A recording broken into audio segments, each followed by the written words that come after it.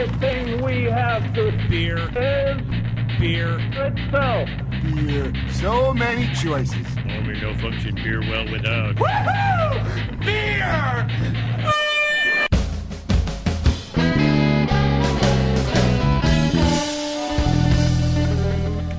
Hello, and welcome to another episode of Beer Busters, where we're going to bring you the news and reviews of some wonderful brews. My name is Dan Baker, as always, joined by my co-host and brewologist, Steph Hefner, and our fermentertainer, Wayne Baker. And today, we are lucky enough to have two awesome gentlemen here with us in the Beer Busters podcast basement. We have Mr. Vaughn.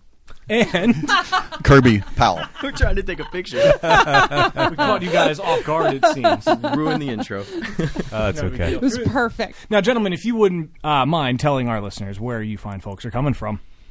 We're from Saucony Creek Brewing Company in Kutztown, Pennsylvania. All right. And we would like to thank you for making the trip out here to our wonderful studio A basement. local Berks County brewery. I love it. Yeah. That's right. And Vaughn, this is your second visit to the Beer Busters podcast basement. It is. Yes. I don't know if that's unusual or anything. No, not really. No. Got all excited. No. We had our first 3-time repeat recently. The Evil Genius The Evil guys, Genius yeah. guys. Oh, They wow. were on 3 times. Yeah, so you just have one more time in your time with them. Yeah. or But something. we don't just invite anybody to come back. Really? So it is still, That's true. it is special. All right. So I'm hoping you see it that way So as if well. you're listening and you've been on the podcast and we haven't invited you back, maybe something's wrong with you. Oh. No. No, It's just neat because last time Vaughn was here, he was, one of our awesome homebrewers, the Berks County Homebrew Club, and he's still an awesome homebrewer, but now he's also a professional brewer. So it's great to have him back on I'm the show. moving up and in the world. Yeah. it is his new hat. Yeah, and I was very happy and excited for you when I heard the news that you were Thank you. joining Saucony. So that's very awesome. So a much belated congratulations on that. Thank you. But from what I understand, you're hitting it out of the ballpark there. I think I'm doing a pretty good job. Cool. And the evidence is on the table. Yes. I guess we'll find out. Yeah, We'll the judge bottles. for ourselves. The bottles are sweating, and I'm sweating in anticipation of getting to these beers. Now, Steph, I know we do have a sipping beer with us today. What are we sipping We on? actually have 2 sipping beers. Two? So I'll tell you about one now and maybe one after news. Okay, good. What I do was you going to think? say, I only have one in front of me, and that's a problem. So the first sipping beer is from Licking Hole Creek Craft Brewery. Yes. Licking Hole? Yes. And it's from Goochland, Virginia. This keeps getting better.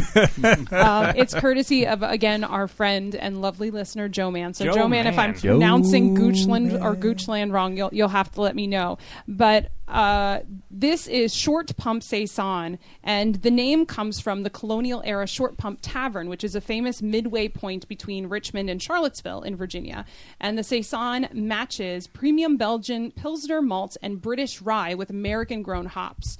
First wort hopped and hop bursted for more distinguished hop aroma, a more bitterness, and a more balanced beer.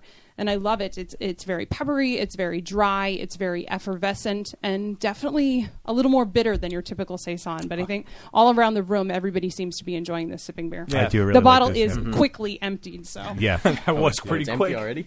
yes, it is Savor empty it, already. all savor it gone, while right? you can. Yeah, that's really good. You're right. It's peppery, and it's got a little citrus character to it in there. Yeah, it does. And I like the a little bit the hoppier, more bitterness than you'd expect. Yeah, that adds a absolutely. nice character to it. 6.8% ABV, 34 IBU. I was expecting that Really? number to be a little higher. Yeah, but it kind of was too. Good stuff. I would have guessed higher. Yeah.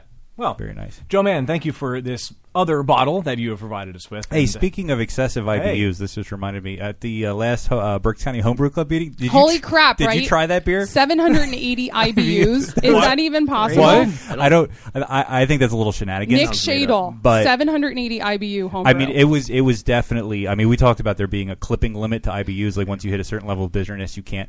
But this was definitely like you could have called it infinite IBUs. It was crazy. It was insane. Crazy. I could take a sip and that was it. I took quite a few sips. I actually kind of enjoyed it, but Woo. I said to Joe, one of the homebrew guys, and I was like, I am going to be tasting this in the back of my throat for the next week. Are you still tasting it now? You know, it's funny actually when you said that, and then I was tasting this. It just kind of, I think it rekindled that like sort of latent bitterness that's going to be sitting there for quite a while. Nice. All right. Well, like I said, those bottles are sweating over there, and I'm sweating waiting to get to them. So let's get to some news.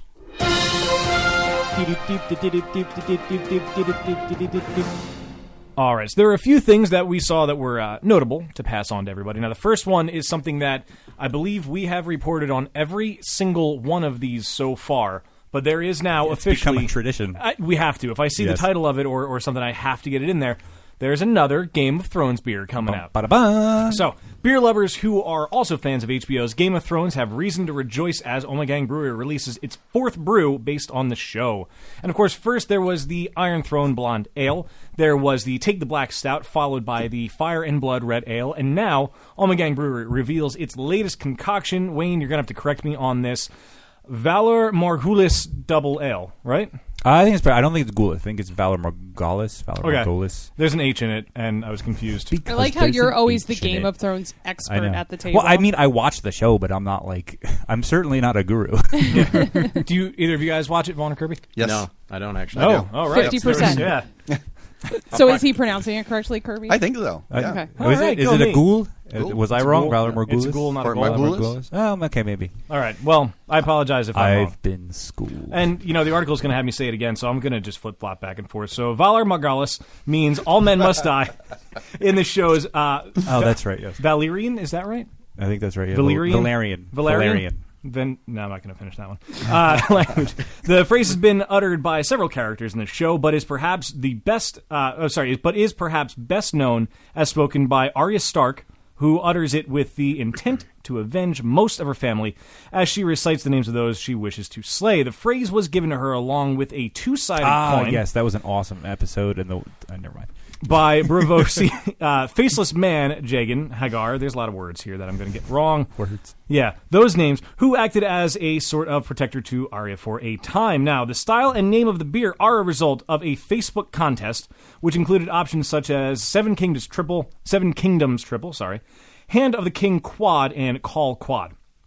Now, Mashable is reporting that the brew will be released this fall for about $8.50 per 24.5 ounce bottle, and the phrase, more of it, Valor Doharis, meaning all men must serve, will be fire-branded onto each cork. Oh, that's cool. Yeah, and it is the traditional response to Valor Morghulis.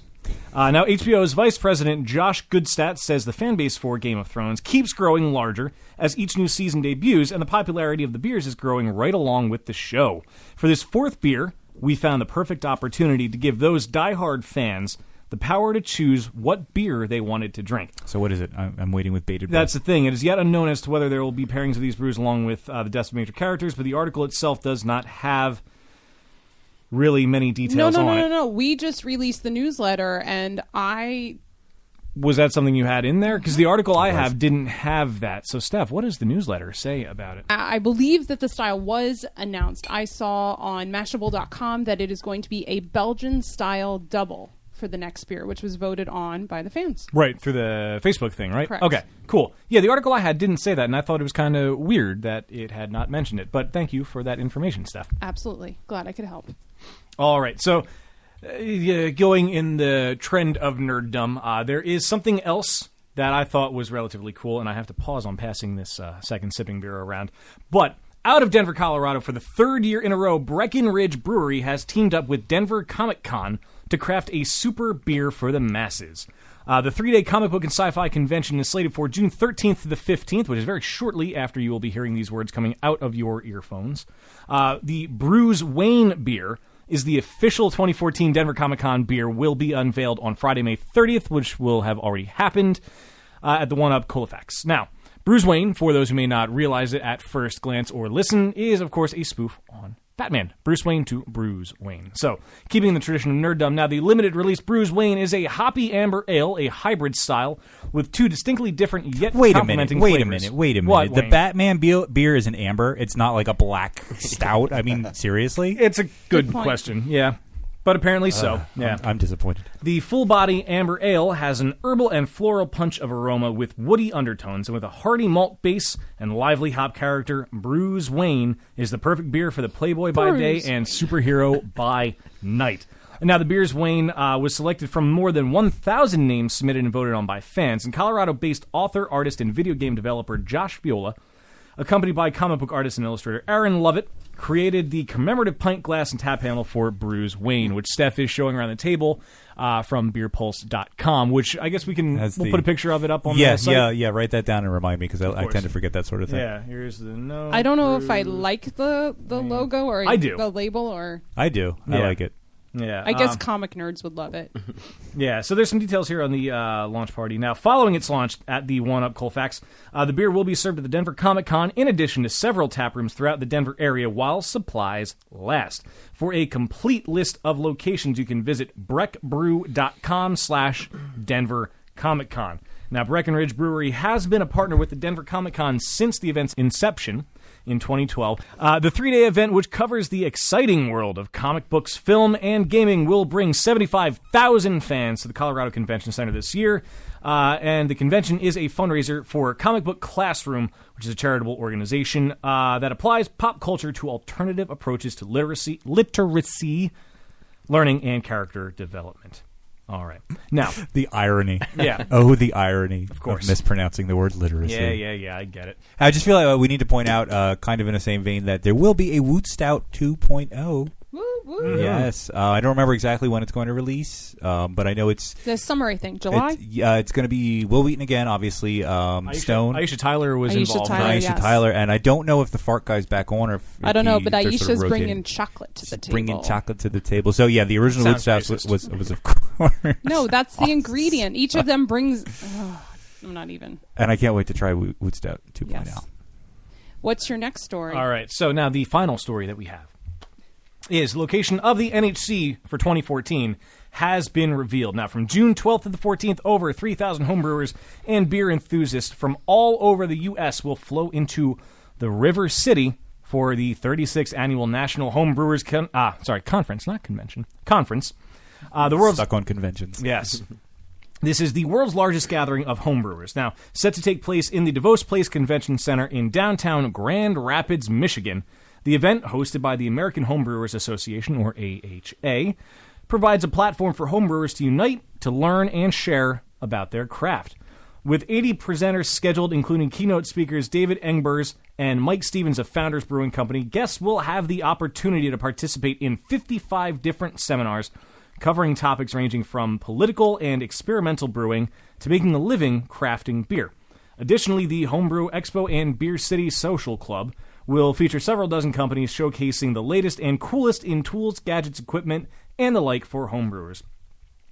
The last few years, we've really seen a tremendous surge in the number of people participating in the hobby of homebrewing, and our mission at the American Homebrewers Association is to provide this growing community with the tools and resources they need to brew the best beer in the world, according to AHA Director Gary Glass. And the NHC adds the important ingredients of education and socializing to the home brewing mix. More than 1.2 million people brew their own beer at home in the United States, and Michigan is home to an estimated 40,000 of them. Now, the conference is also home to the final round of judging in the National Homebrew Competition, the world's largest beer competition, which recognizes the most outstanding homebrewed beer, mead, and cider produced by amateur brewers worldwide. So the judging was really tough this year, by the way.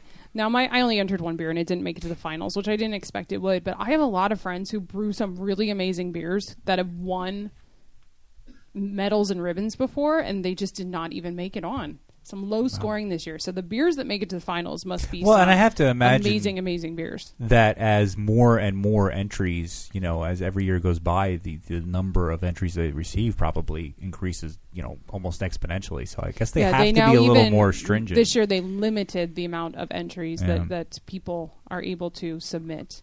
But I'm bummed that I'm not going to be able to make it this year. Unfortunately, with all the snow days, I'll still be working. But Philadelphia NHC was just amazing. Had you not been working because of the snow days, would you have gone to Grand Rapids? Really? Absolutely, yeah. Actually, we have family out there on Rich's side that offered to let us stay at their house. But, yeah, unfortunately, I have to work. What were tickets like last year? Getting tickets or the cost of tickets? Why not both?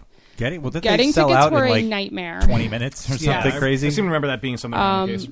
Rich and I got full conference tickets. I don't remember how much, like $125 or something like that. And it's what? How like 3 days, 4 days? Full conference would be all 3 days, Thursday, Friday, Saturday. Yeah. Okay. And then you can get Friday and Saturday tickets, and then they have like you can get tickets for just some of the events, like just Club Night, which was amazing. Club Night was one I've talked about on the show before.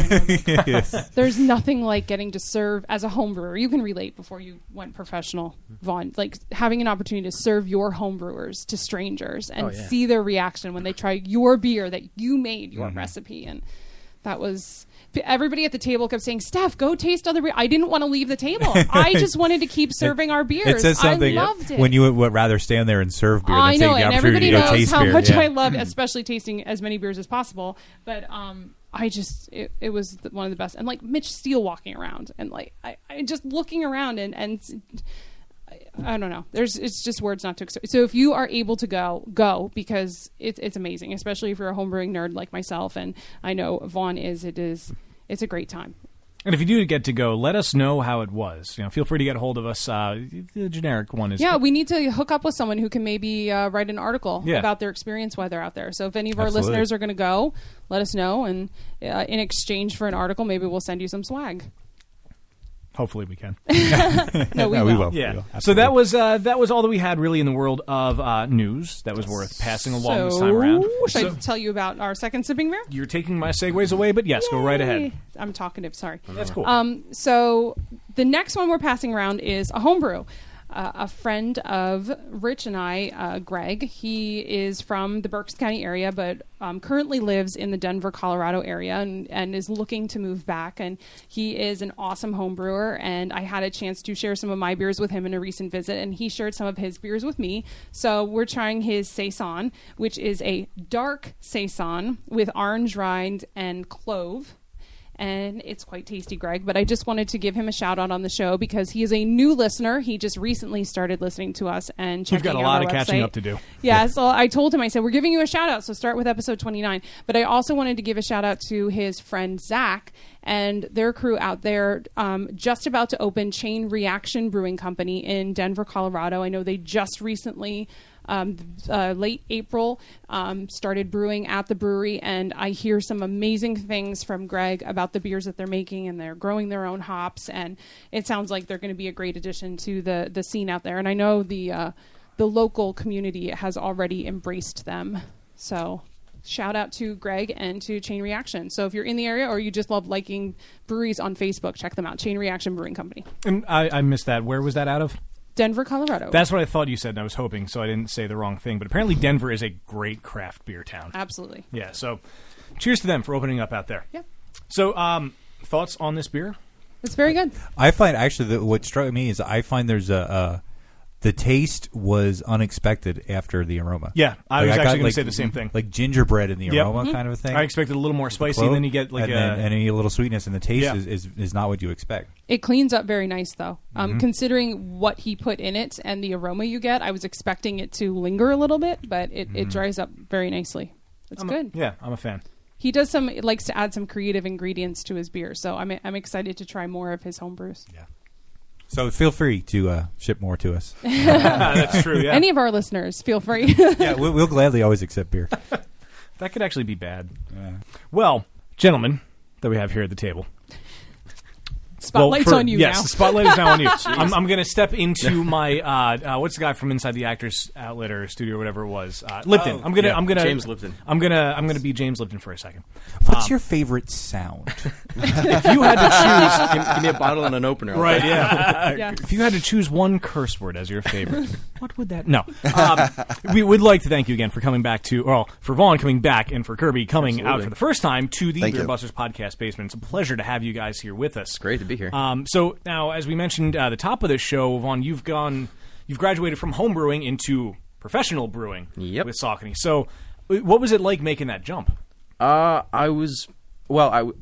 guess I started going to the homebrew club that meets at the brewery. And after a while, I got word that they were looking for a couple of new people. And after I had some of my beer there, I said, hey, you've had my beer. It's pretty good, I think.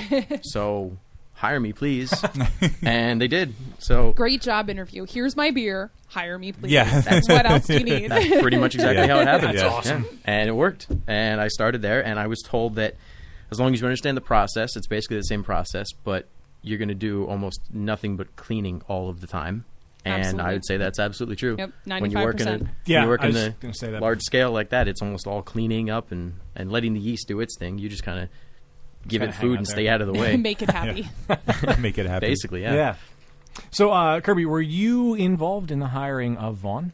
I had met Vaughn at the homebrew club meetings that I had attended. Vaughn spoke, I believe, with Matt Lindenmuth, the founder of the brewery, and Matt actually did the hiring. Matt does most of the hiring cool. and the office administration and things like that. My role in the brewery is more on the technical recipe formulation and production planning, inventory of materials and things like that. But being a home brewer for 20 years, you still have a love of the product. Are any of these, sorry to interrupt, but are any of these beers your homebrew recipes from back then or inspired by homebrew recipes that you did? Yeah, none of these are directly my homebrew recipes, but all of these, Matt and I collaborate on developing the recipes for the beer. So the North Ramp Stout, the Stonefly, through the revisions and incarnations of Stonefly that we've done over the past year, the Kutztown Lager beer. I have a favorite yeast, and that yeast was my selection there for the Kutztown Lager beer. That was from homebrewing days. So, yeah, it's a collaborative process between Matt and I to come up with the recipes. Very cool. I know that Saucony's a fairly young brewery. When exactly did the brewery open? So the first batch of beer was brewed in March of last year. So okay. It's been Actually, just it had a been little a little longer, but yeah, just been a little bit over a year. So, I find that actually both astounding and refreshing to hear that such a young brewery could have such a well-received beer as Maple Mistress. Because last year, when it came, time for that season, everybody I worked with came up to me who knew that I was so big into beer. Hey, did you try Maple Mistress? Hey, did you try Maple Mistress? And I hadn't gotten a chance to do it until I think we had it on the show, or maybe it was one of our sipping beers or something. Yeah, I think we had done it- a new brew review, and Yeah. it was That's our what it was. most liked and Social shared media and eyes. social mediaized new brew Liked. review that Yeah. I had ever done up to that point. It was amazing, and it almost seemed like, okay, there's this new brewery in Kutztown, and all of a sudden, have you heard of? And that was sort of the beer that kind of made everybody know who you are. And then we did also try it on the show, and that was the first time that you had That had was, it. yeah. But I'd heard so much about it, and it lived up to each and every different person's hype when I had it. And for being a brewery that hadn't even been officially around for a year, that's fantastic that happened. That's pretty rare, and that's really good for you guys. Did you feel any pressure, though, that after how big that got, like, ooh, can we live up to this? Like the sophomore album, Well, it certainly took us by surprise. We were really taken by surprise. We were very happy with, obviously, the results that came out of it. So was there pressure? Of course, there's always pressure to try to, best yourself, right? Whether it's your job or your beer or whatever you do in life, you don't want to get worse, you want to get better. So it's, we've had some challenges on figuring out, okay, now how can we best this, or how do we come up with another style? Because, we want to do seasonal beers, and Maple Mistress is the fall seasonal beer. So you want those to be different. So I don't know if besting it is the right word, as almost making a great sister or a great brother to Right. Maple Mistress, and I That's a think very that's good how point. we approach it. Very good. Yeah, like I said, to me, that's just great. And the beer was so good. I'm excited that we have a little bit of it here today as the reserves. As This you put is earlier. the 2013 reserve. We put a pallet of it away in our quote beer cellar, and it's been sleeping, and it's aged extremely well. We're really happy with the way it tastes now. Now, are you going to change anything in the recipe, or No, the recipe is going to stay pretty much the same. One of the things that we're really proud of Maple Mistress is that we try to use local ingredients in our beers wherever possible. Now, that's a challenge because we're not in the Midwest where grain is grown, and or the Northwest where hops is grown in such volumes. But in Maple Mistress, we use locally grown butternut squash as our pumpkin product. Now, that won't happen until later this summer. So, unfortunately, we have to source that squash earlier in the year from other parts of the country. But we buy butternut squash from local Mennonite and Amish farmers in the area. And so whenever we're formulating our beers, we're always trying to think, how can we do that and support the local economy? So you almost answered my next question in a way. So you're gonna source the pumpkin ingredients from outside. When do you start brewing that? We're going to start brewing this in June. We have Okay. pre-orders from our distributors What about 2 weeks in from place. So Like that right soon? now I'm doing the planning process of how much grain to get on order from our grain suppliers, and I've already had discussions with our butternut squash supplier. Again, it's a local Amish farmer who has a produce stand. He'll be sourcing it from actually Texas initially when we start brewing because it's in season in Texas. down there. Yeah. But I hear Yeah. But as the growing belt moves north over the summer, then we'll get it closer and closer until we're getting it from Lancaster and Berks County. And when do you plan on that hitting shelves then? That's up to our distributors, but that's probably going to hit the shelves in July, sometime in the beginning to middle so of July. Pretty quick turnaround then. Yeah. It's almost like liken this to Christmas, where Christmas now starts in October. Yeah. Yeah. it does. Pumpkin beer season Fall beer starts in season July. starts in July. At one of my old jobs, creeping up earlier and earlier. one of my old jobs was, let's just say, a giant furniture company, internationally known. They put Christmas decorations out towards like the beginning of September, and that always scared the crap out of me. Yeah. So Yeah. I hope that doesn't bleed over into other things, but it sometimes It is. does. But sometimes you see the nice pumpkin related beer seasonal one on the shelf in July. It might be something you're in the mood for. Whereas I still see pumpkin beers on the shelf now from last year, and that kind of grosses me out. So better earlier than sitting around forever. Forever, And the right. way this was so well received last season, I'd imagine that one's going to go pretty quick. We were really proud when it made it to number 25 on the national list of pumpkin beers on ratebeer.com. And there's a lot of pumpkin There's beers. a lot of Yeah, pumpkin quite a beers, few. Yeah, and at that especially point now, our distribution was only in southeastern Pennsylvania. That's, So pretty we were crazy. shocked and surprised. So what kind of effect did that have on the brewery? Getting that much, did your distribution grow more than you thought it would, or? We got a lot of inquiries from distributors throughout, I'll say, east of the Mississippi, believe it or not. Wow. We got phone Yeah. calls from the Michigan area, which, again, that took us by surprise. If somebody wants to distribute us from Michigan, Yeah. there's some quality stuff coming out of that area. We had to turn them down. We're not big enough to be producing in that volume at that point. But, our distribution's growing. We have growing pains like every small Yeah. business does that we're working through. But we're excited that we're now distributing the product in Virginia, Delaware, Maryland, New Jersey, and central and eastern Pennsylvania. That is awesome. Now we've talked a lot about Maple Mistress, and I'm sure. Yeah, I'm sorry. I'm sure I meant to. you have talked about Maple Mistress up and down ever because it's the big thing. But what I'm curious, what was the first beer you guys did as a brewery? The first beer that we did a full production batch would have been the Stonefly. Okay. Okay. There was a batch prior to that, which was the experimental batch number 1 on the new brewing system, and it had some challenges, but that was expected. Right. Yeah. When you go from brewing 5 or 10 gallons Yeah. to 15-barrel brew system, you've got to learn how to use Some it. adjusting that has to happen. Yeah. Now, So- Vaughn, I have a question for you. Now, I know that Kirby and Matt do a lot of the recipe planning. Are you doing any recipe planning? Do you have anything up in your head that you would like to bring to I always Saucony have Creek? a whole pile of ideas. I'd love to share. We have a little test batch system that we actually just installed a couple of weeks ago. So the plan is that we're going to be able, me and the head brewer, we're going to be able to use that like at least once a week to come up with new stuff. And awesome. and we were told, Matt told us that whatever we want to do, just come up with something and do it. So I got a pile of ideas. That's awesome. As soon as I have the time and What's the place the to do first one? Is there one that as soon as you get your hands on that you're going to brew, or you don't want to give away any secrets yet? it. I don't even know yet. I have so many ideas that I couldn't even pick one right off the bat. Well, I loved it. And then Tyler, I'm sure he has a couple ideas too. So. Right. You had mentioned doing a stout of some sort with some chilies. I heard you mentioning earlier. My ears right. perked up a little bit. I would totally be an advocate for that. Just Of course saying. you would. I'd even provide the ghost chilies if you want. Sure, absolutely. If That'd you can be come up with amazing. enough to make a 2-barrel system? Is that what those It'll be you- 2-barrel system. 2-barrel? Okay. Two-barrel Don't need system. many. Yep. A little goes a long Yeah. way with those I believe it. peppers. Yep, our plan is with the system Vaughn's talking about. It's a 2-barrel system, and we'll hope to have a brew pub open by the end of the year, and that will be the pilot system as well as the small batch system for the pub. So those will be available at the brewery only, At- like brew pub exactly, exclusives. exactly. There'll be Fantastic. pub exclusives, and Vaughn comes up with a recipe.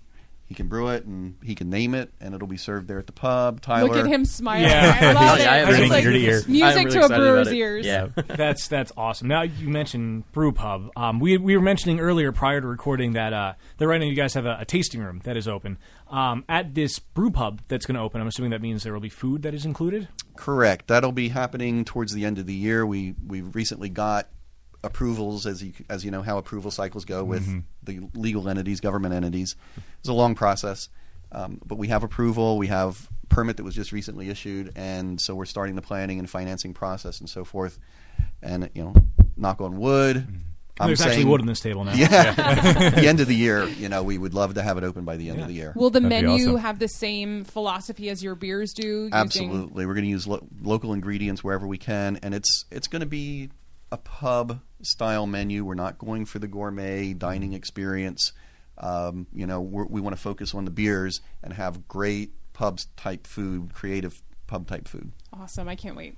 So are you going to have like any pairings of anything, like on the menu? Say, hey, try this. It goes great with Maple Mistress if it's in season. Absolutely. The menu will change based on what beers are available in the pub and on the season, and we will be planning on doing true beer pairing dinners as events, Right. things like that. That'd be nice. Do you have anything that you foresee being on tap year round that you're going to serve there with everything? Because I know you mentioned what changes. I know you've got your seasonals, but are there any standbys that you're going to have? Sure, Vaughn. Do you want to talk about the 4 annual beers? I imagine we're going to have Stonefly, our IPA, year-round, as well as North Ramp Coffee Stout. And then I believe we're going to have the Smoked Lager and our wit beer. All 4 of those are actually going to be...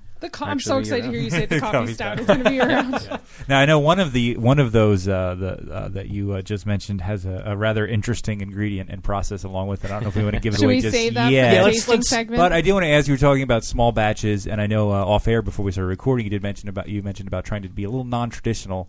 So I don't know how you guys are interested in doing like some of the crazier stuff with crazy ingredients and some more experimental stuff. Is that something you really want to dive into?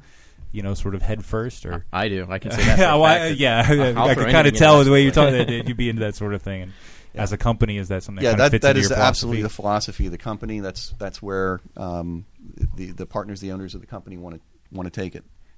As one of our slogans is adventuresome beers. Another Nice. slogan is from farm to pint. From farm to pint.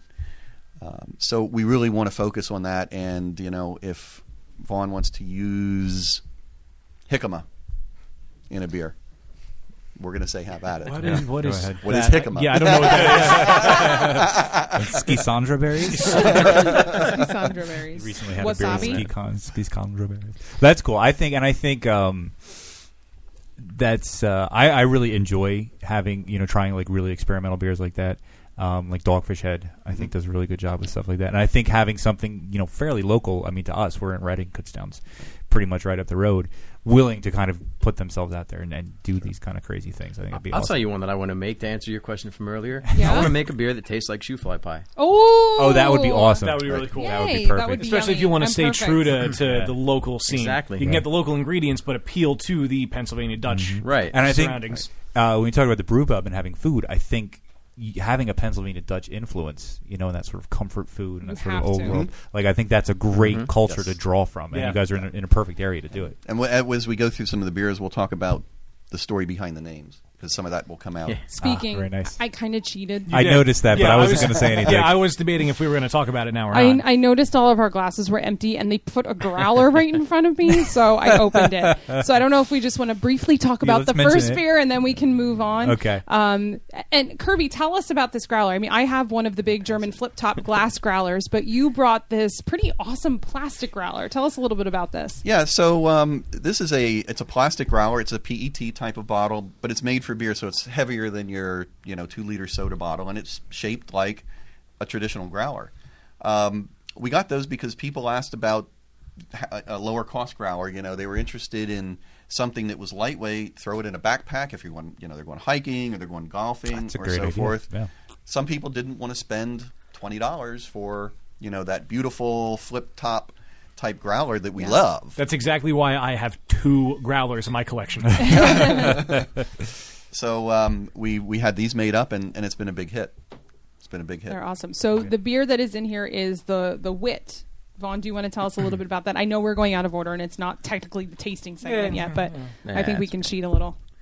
So this one's called Hexerai White Magic Wit Beer. It's a really long name, and I can't even explain what Hexerai means. I was just going to say what. Yeah. So in that keeping that local flair, the Pennsylvania Dutch, Amish, Mennonite flair that the Kutztown area in Berks County is famous for. The word Hexerai. Can you come up with any thoughts about the word? Well, I know the hex signs, the hex sign, the right. traditional, Exactly. So Hexerai is the Pennsylvania Dutch word for magic, witchcraft. It's kind of that all-encompassing word. So the Pennsylvania Dutch people will talk about Hexerai, somebody's evil or not necessarily evil, but has sort of mystical powers, enchanted in some way. Yeah, that big catch-all. And it's a very nice Pennsylvania Dutch sounding word that you just Hexerai. Like Hexerai, so we named it Hexerai White Magic because it's a Belgian white, a wit. Right? But Hexerai, we have plans for that to be a category of beer, or kind of a overview. So, or what I want, a category of beer. Right. So we plan on having things like maybe red magic and black magic. That's and awesome. Blue magic. That's and awesome. So forth. every color in the mana wheel. Yeah, and each one it'll be the same base grain bill, but we're going to use different adjuncts. That's a really good idea. Wow. Orange peel and coriander is in this one. Maybe we're going to put some berries in one and call it a different color, or maybe we're going to put some. Who knows? I'm thinking licorice for black magic. Licorice and black Black pepper. magic. That's what I've been thinking. Things like that. Nice. So, Wow. Blood for the red one. Of course. Yeah. That is a really awesome idea. I would love to try every single one of those beers. the experimental batch of this that we brewed actually did have licorice in it. That's right, it did. And the first one though, we were trying to say, well, this one we want this to be a round the year beer, and we want it to be appealing to a lot of people, and the licorice was a little bit bold. So we pulled the licorice out, but I can see that. the licorice will be going back in a later variation. This is quite refreshing. It really is. You get that slight sweetness, but you still get the citrusy flavors, the coriander aroma that you would expect from a wit beer, and it's nice. And this is not currently being bottled, but the plan is to bottle this beer. Vaughn? I don't have Okay, I'm sorry. I just make the stuff. I don't. Are you asking me to decide? I can't make a decision. I wasn't sure if Stamp. Vaughn was familiar with it. So actually the artwork is in process right now. Cool. For labels and carriers and so forth, and this should be the next product that does go to bottle. Great. Hopefully within the next 3, 4, 5 weeks. That would be awesome.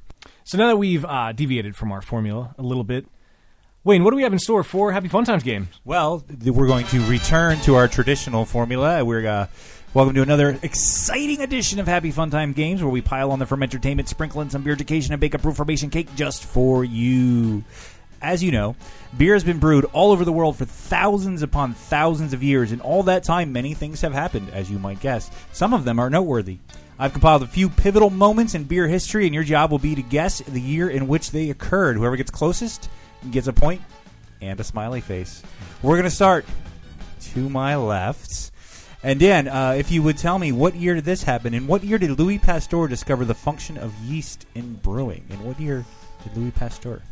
I would ask for a pop culture reference, but I know I'm not going to get one. So, in popular culture, Louis Pasteur discovered the function of yeast in brewing. Was it pasteurized? I'm going to go with 1872. 1872 says Dan. Steph, what year do you think it was? 1805. 1805. Vaughn, what's your guess? Wow. I'm going to go even older than that, just to be different. Okay. 1790. 1790, backing up into the 18th century. And Kirby, what year do you think that was? 1881. 1881. Well, nobody's exactly correct, and I believe the closest was actually Dan, because the year was 1857. It was 1857. As we know, the famous German purity law, the Reinheitsgebot, originally declared that the only ingredients to be used in the brewing process were water, barley, and hops. It was not until the invention of the microscope, followed by the pioneering scientific work of Louis Pasteur, that yeast was identified as a living organism and the agent responsible for fermentation and dough leavening. Wait, what was the year again? I forgot it already. 1857. Okay. Shortly following these discoveries, it became possible to isolate yeast in pure culture form. However, the importance of yeast in brewing was likely known to some extent for centuries before Pasteur, though it was not how it functioned exactly remained a mystery. It was called Zug, or stuff in German. It was not considered an actual ingredient per se. White magic. Exactly. As after brewing, you actually ended with more of it than when you started. But ye olde brewers had been harvesting yeast from batches of beer to use in the next for many generations. Specifically, lagering, which was developed around the 16th century, required obviously some knowledge of the function of yeast. But Louis Pasteur explained it all in detail in 1857. And we're moving on to Steph, who's up first on the next one. And what year was this? The first, quote, brewster in America inherits her first brewery. When did America get its first female head brewer of a commercial brewery? What year was that? 1992. 1992, says Steph. Vaughn, what year do you think it was? 1975. 1975, says Vaughn. Kirby, what's your guess? 1986. 1986, says Kirby. And Dan? I'll bet we're all way off. I'm going to stick close to Steph, and I'm going to say 93. Wow, I don't even know who's closest because you are all, in fact, way the F off. The year was 1734. So Vaughn. 1734, which does technically make Vaughn the closest since he backed up all the way to 1975, but still off by a few 250 years. Centuries. No big deal. Yeah, Edinburgh Brew House in Philadelphia. Oh, I was thinking America. Was founded. Did you say in the world? I said America. It makes it even worse. Wait. I said America. Oh, keep Just talking. listen to what he's saying. Edinburgh Brew House in Philadelphia was founded by Henry Badcock in the early 18th century. When Henry died in 1734, his daughter, Mary Lyle, inherited the business, becoming the first female to operate a commercial brewery in America. Yes, it was before the Revolutionary, America? but it was still America. It was still the colonies. It wasn't technically America. Veto. She ran the business Recount. until 1751. It's still not you. 1734. 1734. And it was in Philly. That's pretty and awesome. It was in Philadelphia, yep. Yes, indeed. No backsies. Moving on, and Vaughn's up to bat No first on this one. Oh, boy. Tell me, what year was the porter style of beer invented? Porter beer was invented in I have what no idea. year? Well, you can't be much further off than you were on the last That's true. one. I got 250 years to play with here. So let's say 1800. That bad, huh? Excuse me. You said 1800? Yes. 1800. Okay, Kirby, what's your guess? You know, I remember reading about this, and it I remember seems hearing about to this on a me podcast called it Beer Busters. was pretty, a while back. I'm going to go back into the 1600s and say 1697. 1697. All right, Dan, what do you think? I'm going to say that it was probably... I want to go old school as well, but I don't know if I'm going in the 1600s. So 2673 BC. no, nor was it 65 million BC. So, how about 1735? 1735, and rounding it out with Steph. Am I allowed to year? go back and find my Know Your Beers notes? No, You're not. also not allowed to be on a computer in a trivia you're not. contest. It's not helping. What'd you say? 1800? Vaughn said 1800. 1801. 1801. $1. $1. Well, Steph, you went the wrong way. The year was 1772. Oh, Vaughn gets it which, again. Did I get it Right? again? in I think. fact, makes Vaughn the closest. We need a calculator. Wait, Vaughn, what was your guess? 1800. Yeah. And I You were said off by 35. 67 years. Wait, said what was the 35. right answer again? And you were off by 28 years. Yeah. So bad. You know what? Right. 17 something. 1772. It was not 18. I went the wrong way as well. I was thinking 01. Guinness, 1752. Right. So I probably should have gone newer instead. Porter, a mixture of light to dark malts, was concocted in England. It was shortly thereafter exported to America, but failed to gain popularity. Porter is a dark style of beer originating in London in the 18th century, descended from brown beer, a well-hopped beer made from brown malt. The name is thought to come from its popularity with street and river porters. The history and development of stout and porter are intertwined. The name stout for a dark beer is believed to have come about because a strong porter may be called extra porter, double porter, or stout porter. The term stout porter would later be shortened to just stout. For example, Guinness Extra Stout was originally called Extra Superior Porter and was only given the name Extra Stout in 1840. So, Vaughn was the closest on that one. This is our fourth and final question, and Kirby's up to bat first on this one. In what year was it that for the first time Massachusetts had no operating brewery? The state of Massachusetts had no operating brewery for the first time in its existence. In what year? Well, I'd have to say Prohibition. Okay. 1929, right? 1929 was the beginning of Prohibition. That is correct, I think. Dan. Was 29 the beginning? I thought it was earlier than that. I'm going to say... Wait, what was the question again while he's thinking? Matt, what year did Massachusetts have not have an open brewery? So I'm going to go with 19... Now, wait a second. Are we all thinking this wrong, though? You are all thinking this wrong, and I think I'm going to clarify and maybe let Kirby guess again, because I didn't actually really think this through either, to be honest with you. I'm going to say like 1,000,000 BC. Okay. So excluding Prohibition, because we're talking about a brewery that existed before and after Prohibition that stayed in business, probably doing other things during Prohibition. Like Yingling? Yes. See, that was going to be my question. Okay. So it was the first time in Massachusetts history that a company that was a brewing company that had been a brewing company but maybe wasn't brewing for a couple of years ceased operations, and there were no other breweries in Massachusetts. So it was after Prohibition. Big hint to everyone. Massachusetts, okay. I am clueless on this, so I'm going to say 1952. 1952, okay, fair enough. Dan, what do you think? I am going to say 1979. You like that year. 1979 says Dan. Steph, what year do you think I'm going to say 1980. You're going to say 1980. $1. Vaughn, what year do you think? I should say 80. I was thinking that. That's why I'm laughing. I won't do that. No. You can. I did it to you. 1960.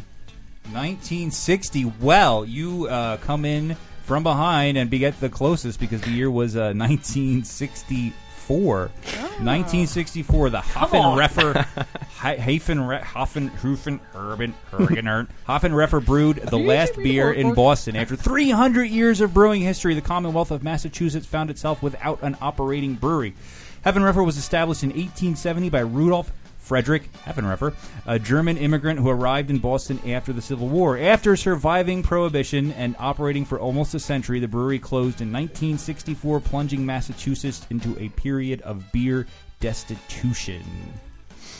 The entire Hoffenreffer complex was redeveloped by the Jamaica Plain Neighborhood Development Corporation, which owns and operates it today. The Boston Beer Company, brewer of Samuel Adams Beer, has been an anchor tenant and investor since the mid-1980s and offers tours of the brewery there. That is our last question, and I'm going to add up the points real quick, and it looks like, ladies and gentlemen, we have a runaway winner.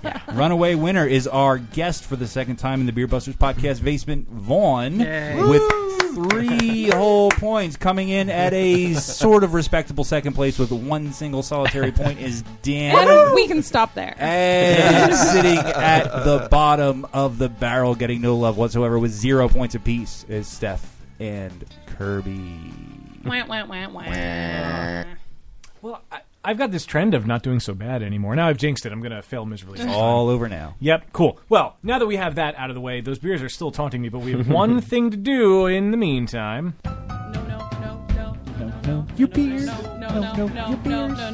Know your beers. Steph, what do we have? By the way, it was episode 16 that I talked about porters. So I will have to go back and listen to that episode again and see if I actually mentioned that year. I've just done too many of these segments. Everything just runs together. That's my excuse. So I know that as this episode airs, it is the month of June, but looking back on a fine month that May was, let's talk about... Can we say it was a merry, merry month of May? It was a merry, merry month of May. Let's talk about the Maibocks, or Hellesbock. First, I'm going to describe the beer for you a little bit, and then Wayne and I want to talk about an awesome event centered around the style of beer that we attended at one of our favorite local breweries, Maibocks. So first, let's talk about the Maibocks. When you first pick it up, that aroma, you're going to get a strong malt aroma, often lightly toasted, low hop aroma, and usually a nice spicy quality. It's a clean beer, refreshing, great springtime beer. When you hold it up and look at it, it's typically deep golden to light amber in color and a nice, creamy, persistent white head. As you take your first sip, the rich flavor of those European pale malts will dominate. Typically, a Pils malt is used with little to no caramelization, and there'll be some low spicy or peppery quality from the hops. The mouthfeel, medium body, usually moderately high carbonation, smooth and clean with a dry finish.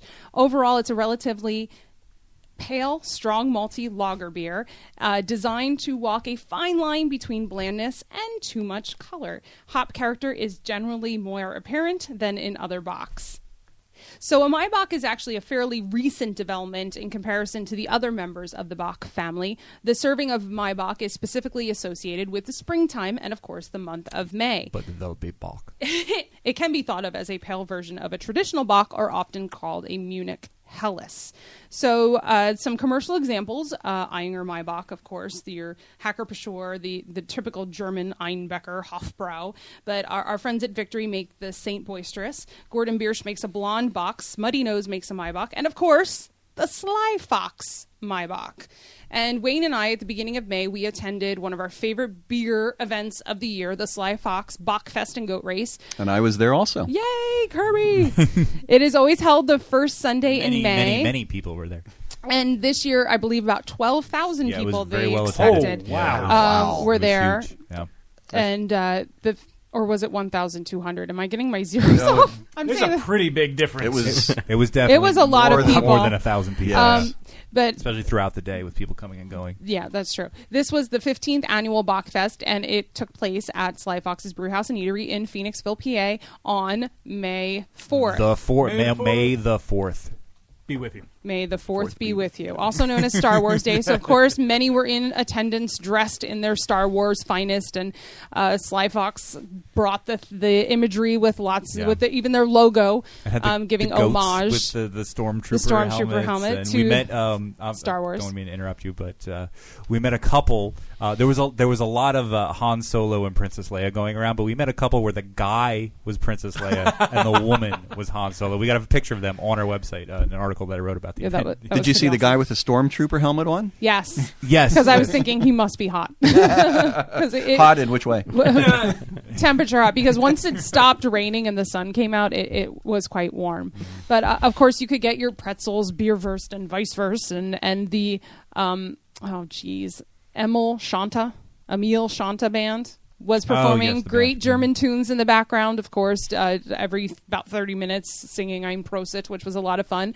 And everyone in attendance was holding up their big half-liter or liter glass mugs with the year's logo on, with the Helles Golden Lager, the Peichland Pils, the Royal Weiss, the Instigator Doppelbock, or the Hefeweizen Doppelbock. The Hefeweizen Doppelbock was mine. I like the Instigator. Or the Phoenix Pale Ale. At the end of the event, the Maibocks was poured, which is always named after this year's winning goat.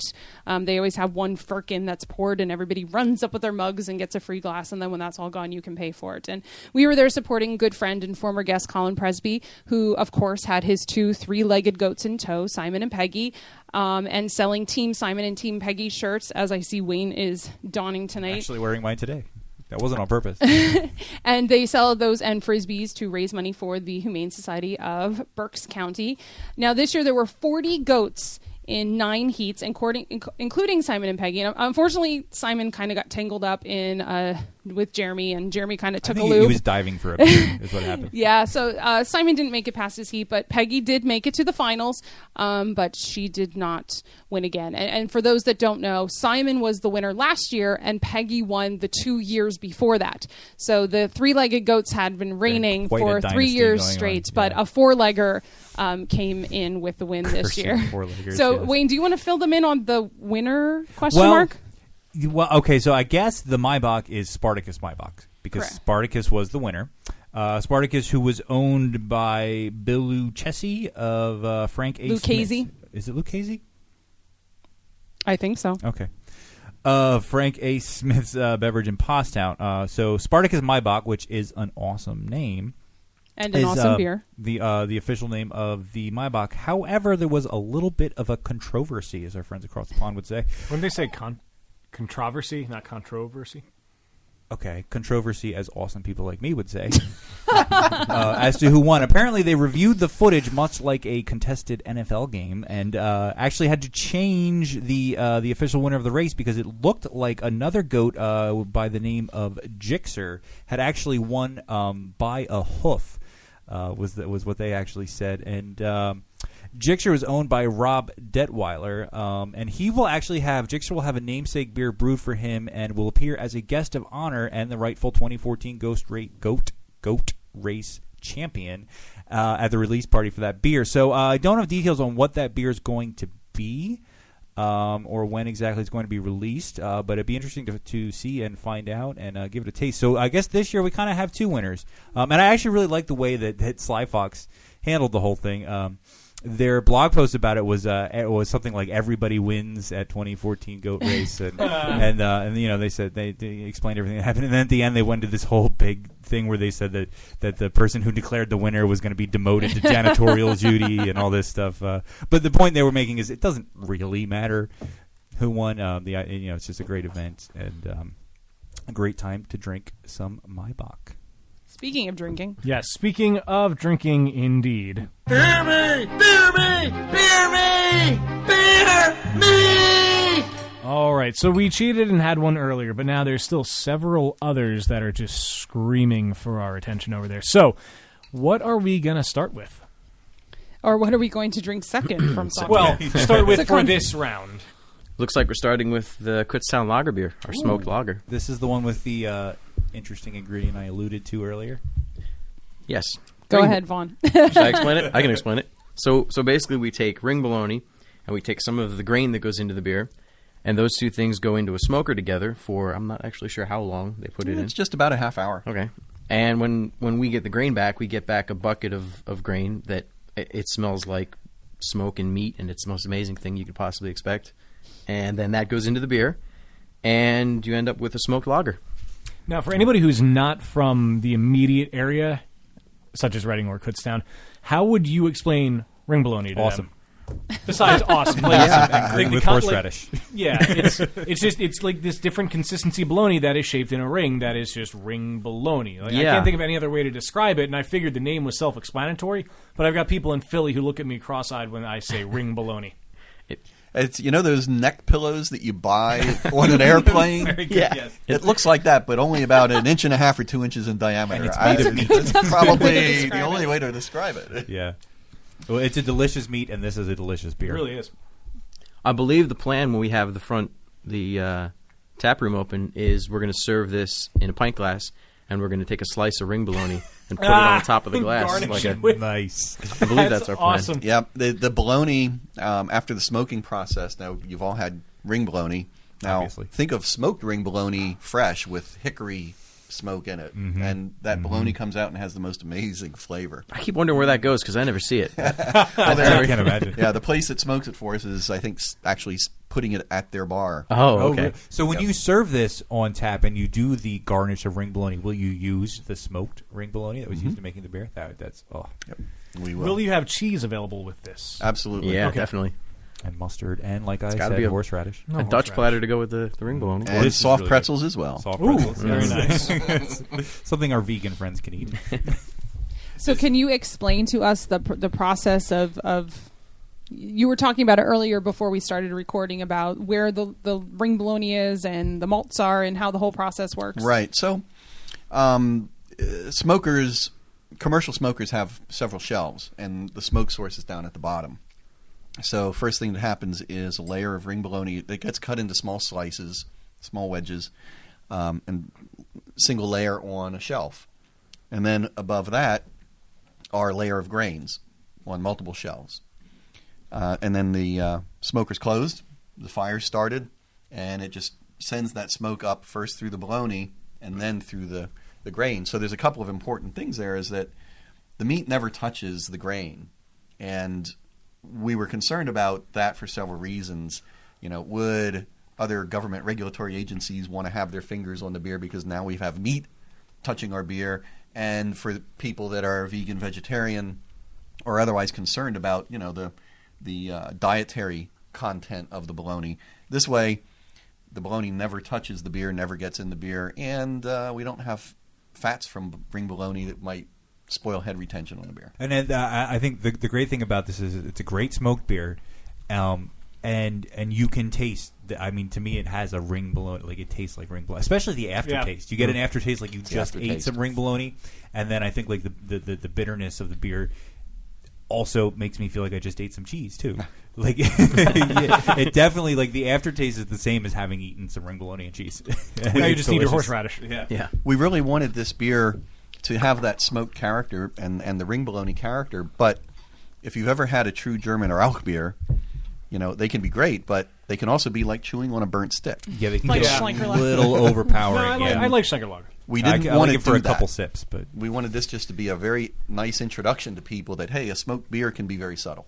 yeah, and this is subtle, and that's what I like about it is you get the flavor of the ring bologna, you get the smokiness, but nothing is jumping in your face. It's all very subtle, and it's got a nice crisp lager finish to it, and I really like this. I think our grandfather, Dan and Steph, Absolutely. Yeah. would love this beer. Huge fan I'll of have ring to- bologna. Yeah, just mention ring bologna. I'm going to visit him in the end of June. I will have to keep a bottle or two here and wrap them up and fly them down for him because, this is right up his alley. That's the first thing we buy him when he comes back to PA to visit.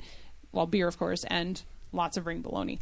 And Yeah. he will. That's like, what do you want for breakfast? I'll just get out the plate of ring bologna, and that's what he'll sit there and eat. And I think not only the ring bologna would obviously appeal to him, but also because he was a lifelong Budweiser drinker and still is, though he has been introduced mostly through the influence of Steph and to a lesser degree Dan and I into the world of craft beer and has enjoyed it. But I think this being a lager base and not really, there's nothing crazy about the flavor of this beer. I think because of that and the ring bologna, I think this would be perfect. Yeah, Absolutely. I agree wholeheartedly.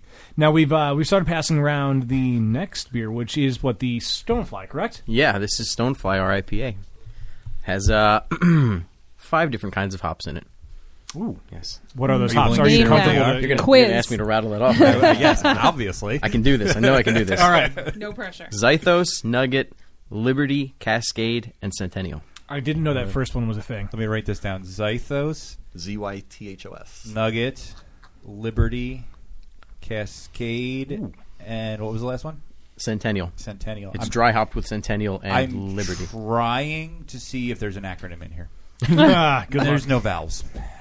Never mind. You could add one. Yeah. But I like the way it balances out with all that. Like, it's so many hops in there. What is the IBUs? Are the IBUs Ooh, that's a good question, 70. actually. 70? Okay. Is it 7? According to Is that the what it says? website. Okay. It's easy to drink. It's not an overly bitter IPA that's gonna kill your palate. Yeah. This is it's doable. It's drinkable. I get a Likeable. lot of the tropical flavors. More of the melon Yeah. is coming out a lot There's to a fruit, me. like tropical fruity sweetness with a little citrus and a little bit of the malty sweet coming in. It's very well balanced. I think it's very well balanced, and it is, dare I say, Smooth. smooth. Now, are you still donating proceeds from this beer? Yes, we are. A portion of the profits from this beer goes to support Schuylkill River clean water activities. I like that. I like that a lot. Water Schuylkill- is the main ingredient in beer, so Schuylkill River Action Network. leads to a good question. Where do you guys get your water from? How is it sourced? That's the name of the company. Saucony Creek. Is it actually from Straight the creek? out of the ground. Awesome. Yep. No, it's the water table out of the ground underneath the Saucony Creek. Yeah. Mm-hmm. So I just noticed in the notes here under this beer, the introduction of a new dry hopping process we call Alle Zeit Hopfen. Oh, we didn't even mention that. Yeah, That's right. Alle Zeit what is that all about? That would be a gizmo we have called the Hopfenkugel. Love it. Awesome. It's a Love great name, it. isn't it? So basically, it's this machine. It's this bucket with a couple of pistons on it that goes up on top of the fermenter after it's done fermenting, and we fill it up with hops that we're going to dry hop with, and hit the switch on it. And every so often, depending on what we set it to, it fires and it drops a certain amount of hops into it. So it just runs like for like timed 2 days hop straight. release. Yeah, just continuously dropping more hops into it. Oh, that's pretty awesome. That's pretty cool. I used to love Miso Hoppy from Dogfish Head, but I don't know. This name might, I'm a German girl, so I kind of... Yeah. Hopfenkugel. Break it down. Hopfen is the German word for hops. Hops, right. Kubel is... Thingamajig? Close. It's container or box. Oh, so it's a hot box. So it's a hot box. Nice. But it sounds much cooler in German. In German, yep. Everything does. True. When hops go into the And dry between on. process, sometimes a lot of breweries will just dump in 5, 10, 20 pounds, like you're a home brewer, because you're only throwing in ounces. Right. Mm-hmm. But what actually happens is, when you're putting in 10, 15 pounds all at once, it actually settles to the bottom and gets packed in there, and some of the hops don't even really get well dissolved or well saturated, right. so you're actually losing efficiency. So we came up with this process in dry hopping. It drops a couple ounces in at a time, lets them soak, they kind of fall down slowly, gets it well saturated, and so it's a continuous Hopfen alle Zeit, which is German for hops all the time. Nice. Alle Zeit. I love it. Getting And, that Kutztown flair. Yeah. Which of the 5 hops was used in the dry hopping? The dry Two hopping of the is 5, right? Centennial and Liberty. See, I do listen sometimes. right. Will I remember? Probably not. Okay, I'm breaking out my big glass for this next one. Oh boy! This is the one that I'm most excited about. Well, I sure brought enough for you to fill up as much as you want. So. Ooh, I like the sound of that. Oh. Yeah, so for those of us who are not here at the table, what we are passing around now is the North Ram Coffee Stout, correct? I like those Correct. words. Yeah. Now, on your website, it's listed as a limited release, but you did promise me this will be a year-round, correct? That is correct. The promises were made. You heard it here Promises first. were made. Oh, it smells delicious. It does. It really, really does. So, Vaughn, what's This in is this good. beer? Well, we actually use coffee. It's actual coffee beans crushed up from a company called Benchwarmers. They're in Kutztown, right? Reading area. Reading area? Reading area. Okay. Yep. Well, still pretty It local. counts. Anyway. And we actually get a sack of coffee from them that goes into the mash to make this beer. So other than that, it's a pretty standard, basically a standard stout. There's really nothing too out of the ordinary in it. But I think They're that in Fleetwood. What's that? Fleetwood. Oh, see, okay. Her here we with go. the internet in front of her. I'm the fact checker. But we feel like it's the coffee that we get to put in this that makes so much of a difference. Because I'm not really much of a coffee person at all. But the first time that we got one of those bags of coffee and I opened it up and took a whiff of that, if you get the right coffee, that smell of it will just be pure it's heaven. amazing. And this is And I get the delicious. same thing out of this now. Exactly. It transferred over into this really, really well. You get that delicious. bitterness. You do. But, Which I love. but you get a lingering sweetness that reminds me of coffee ice cream. Oh, hey, that's not where I saw you going with The that. aftertaste You're of right. coffee ice cream. I love coffee. I love coffee. I love coffee everything, but I especially love coffee ice cream. It's funny you mention that because I keep thinking I want to get a pint of this and put a scoop of ice Do cream it. in it. and make Exactly. Oh, God, Yeah. let's do I really it, want please. to. That would be awesome. That would be awesome.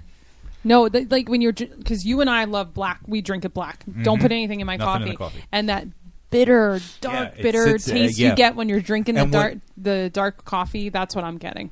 And Oh, what I love I it. like about the dark bitter coffee taste in this is a lot of time in a stout like this or a coffee stout, you get the bitter chocolate as well, which is awesome. Mm-hmm. But I like the fact that you only get a slight hint of the chocolate flavor in Yes. this. It's mostly the nice coffee. That comes from two things. It comes from the coffee that Vaughn talked about, and also has kilned coffee malt in it. Oh, okay. Oh. And then there's also some chocolate malt in here as well. Right, yeah. And I see you used flaked oats, correct? So that's kind of what's giving it that nice creamy texture. Right. Which is probably why it's ice cream. Yeah, and I to think you. that comes in The really mouthfeel. at the end. Yeah, in the mouthfeel, the end, and the aftertaste. And that's what's really nice is you get that really, you get the heavy coffee bitterness, which is awesome. And then it follows up with a creamy sweetness at the end. I really like this. Awesome. I do too. I really like the description of it too. It's an oatmeal and coffee brunch stout because we don't wake up in time for breakfast. I love that. That I like. Now, this could be a dumb question, and I apologize, but are there any residual caffeine effects that might linger into this, or is it just killed off through the production of it? I don't know about production-wise, but I can tell you that the amount of coffee that we put in is not as much as you would think for how much flavor we get out of it. So I don't think, even if the caffeine did carry through, there's still so little in it. Gotcha. Yeah, I imagine it's in using actual coffee in the brewing process, especially when you're adding coffee malts and you're doing a style that's going to have coffee flavors anyway. A little's going to go a long way with the actual coffee. Flavor-wise, absolutely, it does. Really doesn't take much. Steph is Instagramming over there, I'm guessing. Was that, Yep. that was this one, the stout? Of course. Okay. You know what? My first favorite beer that you guys made was the Cucumber Kolsch. That was the very first beer. I did have the Stonefly, and I was like, yeah, this is good. And I like IPAs, but, whatever.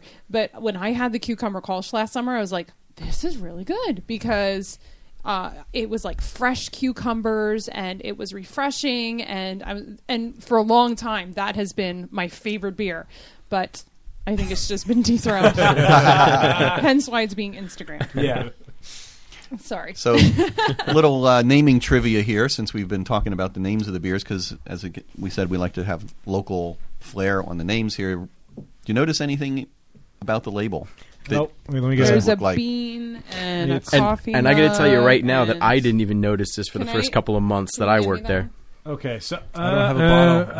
I There's a think jet. I don't get to play I along. was going to There's go a- with the jet. There's Right. a jet. Oh, there's a jet or coming out of the plane. coffee. Exactly. Yes. So, there's three partners in the brewery. Matt Lindenmuth is the founder, and myself and another gentleman, Robert Klein, came in to the organization to help out as investors and on the technical side of the business. And Mr. Klein has another business, which is an air charter business at the Reading Does it Airport. involve airplanes? Okay. And Does it it's involve- located at the north ramp of the Reading Airport. Oh, Well, there you go. that's a North good Ramp tie-in. Coffee I like that. Nice. or North Ramp Stout. And what a coincidence! This bottle that somebody handed me to look at the label has some more beer. I was in gonna it. do So I'm that. gonna pour myself a little bit more. Here, I'll let you have what's in. I can't do that to you as your No, new I favorite. There's did a take couple the big more. glass, so There's a whole. and there's more. There's a very big All box right, of beer. in that case, give me No as one much needs as you to can. know this box is here. I actually want to save some of this. Never mind, there's microphones in front of us. Shit, it's our little secret. So moving on, we now have we a move to the one The one. The one we've talked about so much. reserve beer. Yes. Oh, that smell. That's a song, isn't it? No, it's ooh, that smell. This Yeah. is, oh, that's Oh, I want to okay. get sued, Wayne. Wish Come I on. would have had my camera out when you made that. Really? Can you- Probably not. It's you had to be there. Once more for the Oh, cat. that smell. No, that just wasn't. No, you didn't sell it that time. That Totally one's didn't not sell it getting that time. Instagram. So this Good. is, of course, as everyone knows, Maple Mistress. The Maple Mistress. The Maple Mistress. Oh, this is 9.5. I Oh, probably knew that and forgot. But, whoops. wow. As I pour a full tasting glass. That's why I only opened one was a bottle pretty a big while. glass. I thought I'd see how far this one went You before should have I told me opened. there was another bottle. There's Oh no, three more. Oh come on, that's actually good. So we talk obviously a lot about this beer already. Not just today, as I but- think a lot of people Yeah. have. I do have to say though, one of the things is I kind of get the impression like this is obviously a really awesome beer and deserving of all the Oh, my craziness God. and hype and the great reception that it got. But I can imagine that it's got to be one of those things where you're like, can I talk about something else? We do have other beers. We love to talk about Maple Mistress. I'm sure you do. But I don't know. I just kind of feel like it's got to get to the point where like we do other things too. But this is really a phenomenal beer. Oh, that's Thank you. Thank you. It did age very well. It did, didn't it? Oh Yep. my God, it brings out so much more of. The spice, and the the sweetness clove of it. and cinnamon and Oh my God, It's different from last year. It really but is. Oh my God, I remember think it it's being lost. Good, but it, You don't get the alcohol. No. no, and I think it's lost some of the thicker, syrupier qualities and become a little more crisp, which is You know appropriate because now it's May. It kind of you know, reminds me of wassail. and we're drinking a fall beer. In a It way. does, yes, yeah. That's the clove. Interesting. Yep. And I think it's because of the clove and because it has less of that creamy thickness. Dan. This bottle. Oh, sorry. Very few beers make me do this, by the way. Very few. This was bottled end of October, early November last year, and we put it away in our cellar. And so it's aged, what is that, 6 months, 7 months? Yeah. 8 months, whatever. Do you have any more that are aging down there that you plan on aging for longer? Maple Mistress? Yeah. Yeah, we still have some cases in reserve. Yep. So how long And do you plan on aging them for? Is it just kind of like until it's done? Forever. or- We're gonna keep some 2, 3, 4 years and see what happens. Oh, that'll be interesting. Are we still selling a few of these? out in Yep. the front right now? We're at the brewery. You can pick up a case of Maple Mistress. Okay.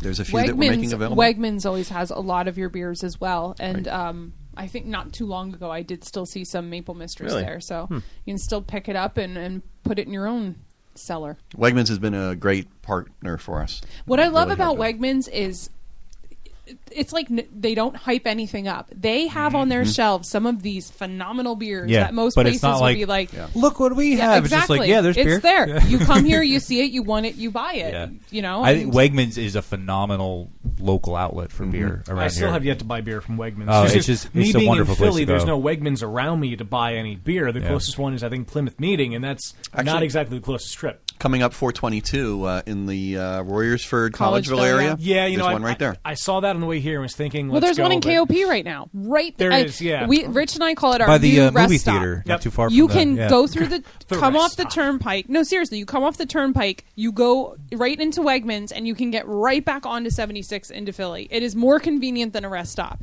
and they have, as Rich would say, rotisserie chickens, pizza, and hoagies, and Yes, that's what and people lots get. and lots of beer. And lots That's of what I was beer. going to say, too. It's a great spot, too, because they have a wonderful selection of beer, and you can buy single bottles, you can buy mixed six-packs, you can buy bomber bottles, you can buy...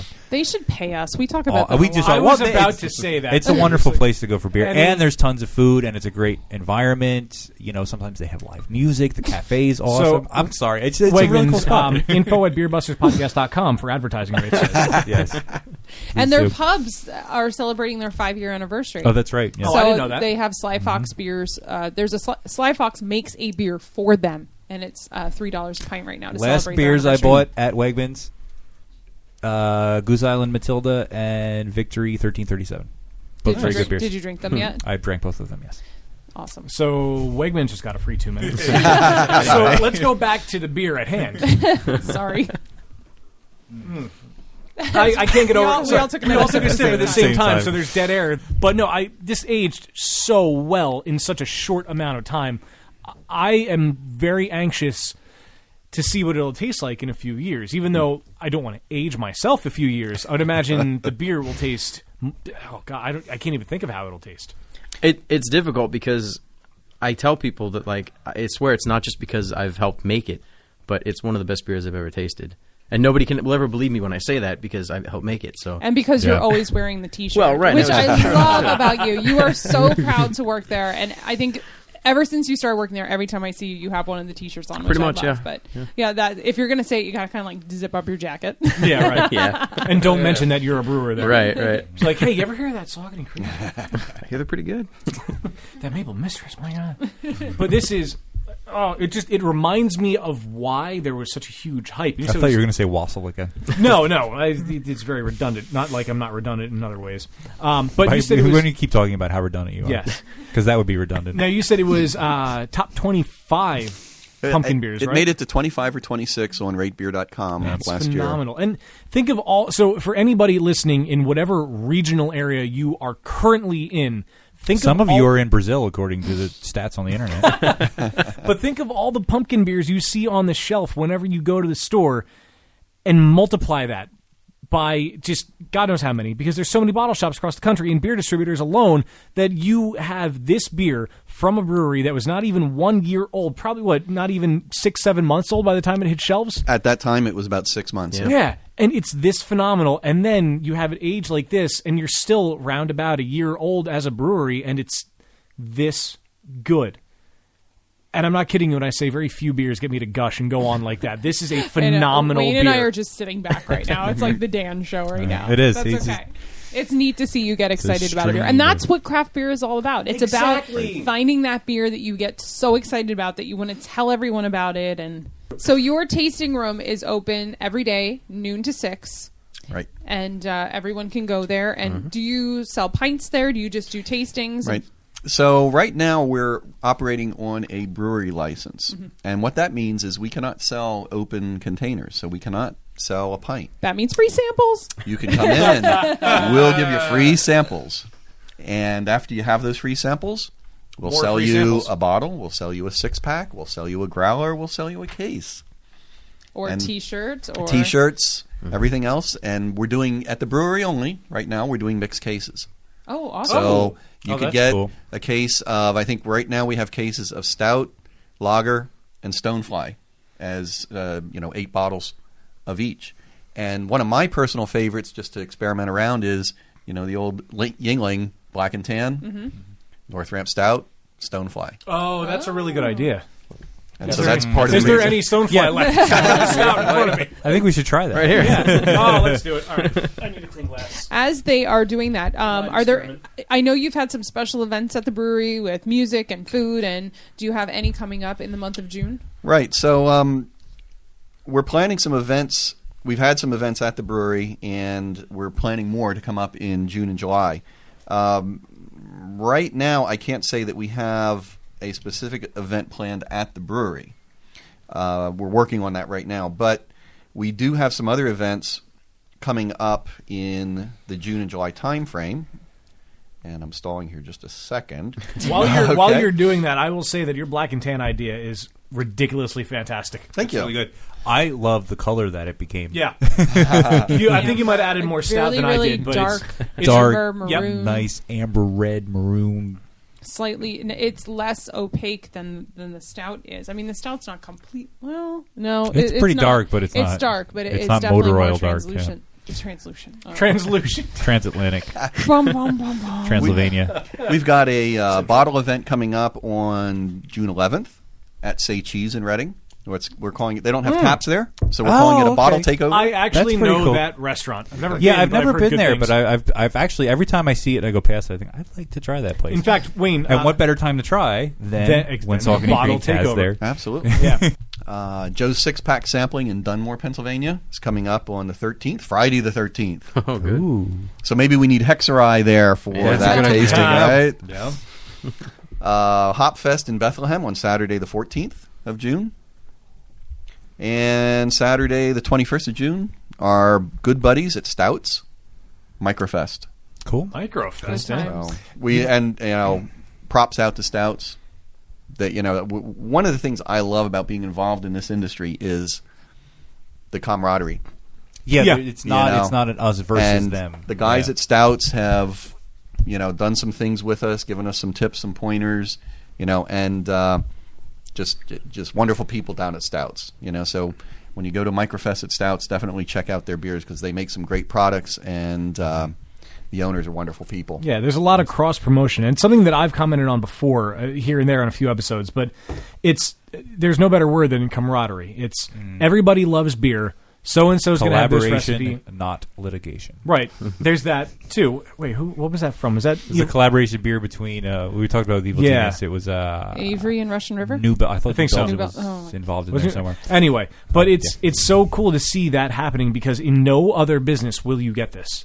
You have people from different I mean, businesses. very of few. their own. There may be some, but it's not. It is a unique industry in that respect, Right. Especially in the craft side, obviously. Yeah. I mean, you're not going to have the macro companies doing it, but it's so Not so great to much, hear that but- there's smaller companies, maybe slightly more regionalized, that are so open to giving each other a hand. And I love that about beer, and that's why I love craft beer so much, besides how it tastes. And the other place I want to mention, they're not open for tours, but Sam Adams has the Pennsylvania Brewery up in the Breiningsville, Trexlertown area. Oh, I didn't know that. There's it used to be the old Stroh's and Pabst and so forth brewery, and Sam Adams now brews a lot of their beers up there. And Most even. And Berks County homebrew member Teresa Burry is a brewer there. That's right. right. That's Exactly. right. And Remember that. She did the long shot. Pineapple the long IPA? shot. Yeah. Yep. See, now I thought she was going up to Boston. I thought she was shipping up to Boston. Shipped up to Boston. No, she brews there. Yeah. Okay. And then she's awesome. We've got some friends that come into our brewery just to say hi and hang out from Sam Adams Brewery. Again, it's a great community, and the guys up at Sam Adams we consider them great friends. Yeah. Good. That's awesome. That's really, really good. Man.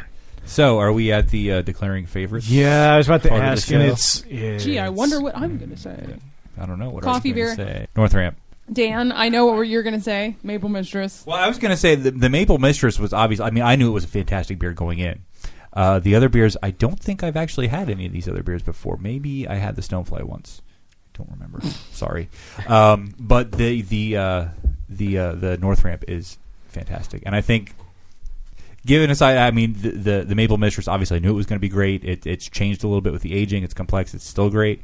Putting that aside, the North Ramp is just it's one of my new favorites. It's really Yeah. awesome. Thanks. Thank you. And it's a go-to beer. It's a beer that you can go back to over and over. That's what I like about it. Yeah, 'cause it's not necessarily heavy, but it's definitely flavorful. You're probably right, Steph, for me. I might have to go with the Maple Mistress. However... After you've gushed on for like 15 minutes. I know. But I wanted for a second to try to say something that wasn't so obvious, and I realized everybody's just going to call bullshit on that. So, if Maple Mistress had not been here at the table, I would probably go with North Ramp. Although I do have to say, sorry to interrupt, the Ring Bologna Lager beer, definitely a close second, and I think on a hot summer day, I'd pick that over the North Ramp. But that was awesome too. Sorry, Yeah. just had to No, put that that's in there. a valid point. I mean, it's got everything for the meat lover and the beer lover, and I happen to be both, so it's awesome.